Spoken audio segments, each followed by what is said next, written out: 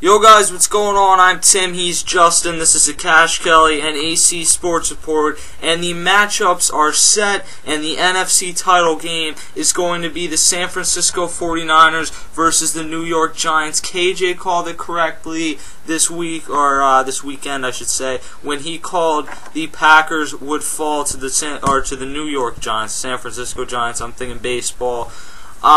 Let me go through the recap of this game, then myself and Justin will break down our thoughts about it.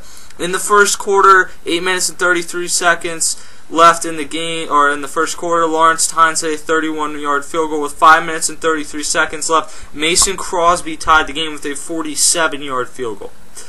With 3 minutes and 47 seconds left, Hakeem Nicks connected for a 66-yard touchdown pass from Eli Manning to make it a 10-3 game, and this is a huge play offense from the Giants, and the Packers defense was not nearly what they were last year, and that allowed this huge play offense to thrive today.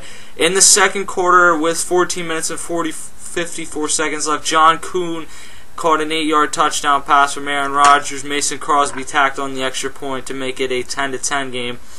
With a minute 51 left, Lawrence Tynes hit a 23-yard field goal. And if you're the Giants at that point, you're thinking, okay, we're in a good situation. We're going to go into halftime with a lead.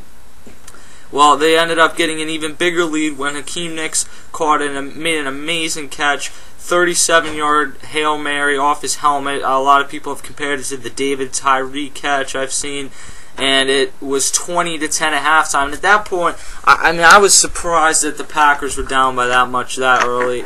I was really disappointed with this offense, to say the least. In the third quarter, with 3 minutes and 50 seconds left, the only scoring play of the third quarter, Mason Crosby hit a 35-yard field goal to make it a 20-13 Giants lead, so the Packers climbed it back within 7. Then in the fourth quarter, Lawrence Tynes hit a 35-yard field goal. That's made it a 10-point lead, and then a huge fumble. The Giants are able to get the ball back. Mario Manningham catches a bullet from Eli Manning, and it was 30-13. Donald Driver was able to catch a 16-yard touchdown pass to cut the lead within 10, and you're thinking, okay, maybe they could make a miracle run here. Did not happen. Brandon Jacobs ran for 14 yards, ran a 14-yard touchdown, and the final score of this game was 37-20. And so, Justin, what were your thoughts on this game? This is a very surprising final score to this game. I was going with the Packers in this one, possibly by the opposite score. I thought the Packers would win 37-20, but that's obviously not the final score.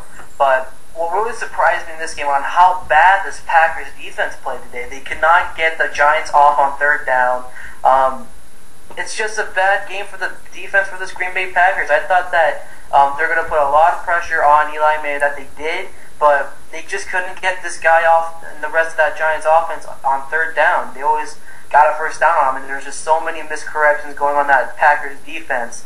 On the offense for the Green Bay Packers, Green Bay Packers, the offensive line did not really bring it today. Aaron Rodgers got sacked 4 times. They made him throw a lot in this game. Aaron Rodgers was 26 for 46, and I thought going into this game the Giants were not going to stand a chance, but obviously it wasn't.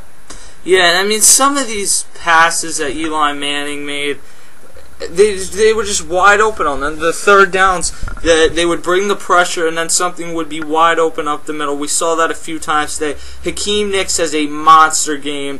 7 catches, 165 yards. Just really impressive. And then Victor Cruz had 5 catches for 74 yards as well. So this was absolutely a tremendous pass performance from the Giants. I still say next week in a grinded-out game, the Giants are going to have to get a lot more out of this running game. Ahmad Bradshaw did decent on the amount of carries that he had, but Brandon Jacobs did not get the job done. I mean, it's as simple as that. Running game for the Packers, that's something they're going to have to address in the offseason. James Starks did not get the job done. Ryan Grant did not get the job done. I mean, when your quarterback, and Aaron Rodgers is very good at extending the play, but when he leads your team in rushing yards and it's only 66 yards in a playoff game, that just doesn't cut it if you're trying to win another Super Bowl. And I think that the Packers were one of these teams that kind of got Super Bowl championship syndrome, where they live live the good life a little bit too much. We all saw it with the discount double check commercials, and that's fine. But the teams that you see that stay focused and just stay away from doing commercials and just continue to do what they did before, those are the teams that we see repeat. And I picked the Packers to repeat this year over the Patriots, and ultimately that's not going to happen. We'll set up next week Giants and 49ers, and also the Patriots and the Ravens. So it should be a very interesting weekend of NFL. For Justin, I'm Tim. This is Cash Kelly and AC Sports Report.